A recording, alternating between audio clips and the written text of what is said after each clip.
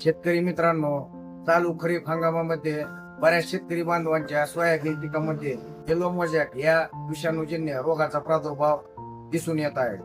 हा विषाणूजन्य रोग प्रामुख्याने पांढरी माशी, त्याच पद्धतीनं मावा या रसशोषक किडींच्या माध्यमातून प्रसार होणारा रोग आहे. शेतामधील व्हायरसग्रस्त झाडे पूर्णपणे उपटून काढायचे आहे. त्याच पद्धतीनं त्याची विल्हेवाट लावायची आहे. त्याच पद्धतीनं शेत आपले नेहमी तणविरहित व स्वच्छ ठेवायचं आहे. त्याच पद्धतीनं जर आपण TDS गटातील वाणांची पेरणी केली असेल तर त्यासाठी आपल्याला पिवळे तसेच निळे चिकट सापळे आपल्याला शेतामध्ये लावून घ्यायचे आहे. त्याच पद्धतीनं फवारणीमध्ये आपल्याला निमर्काचा, निमकरंज ऑइलचा, त्याच पद्धतीनं कीटकांच्या नियंत्रणासाठी डायफेन्थोरॉन, ॲसिटामिप्रिड, थायमिथोक्साम यासारख्या कीटकनाशकांची, त्याच पद्धतीनं अँटीव्हायरल औषधांची जसं परफेक्ट नो व्हायरस, त्याच पद्धतीनं मार्केटमध्ये उपलब्ध असणाऱ्या विविध अँटीव्हायरल औषधांचा फवारणीमध्ये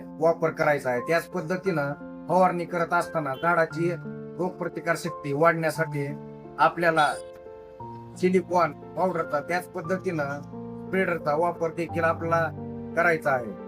झाडाची रोगप्रतिकार शक्ती वाढवण्यासाठी आपण ताक, गुळ, त्याच पद्धतीनं तुळशी अर्क व हळदीच्या अर्काचा वापर देखील करू शकतो. शेतकरी मित्रांनो, कमीत कमी खर्चामध्ये आपल्या शेतीचे आरोग्य चांगले ठेवून जास्तीत जास्त उत्पादन काढण्यासंबंधीचे व्हिडिओ पाहण्यासाठी चॅनलला फॉलो करा.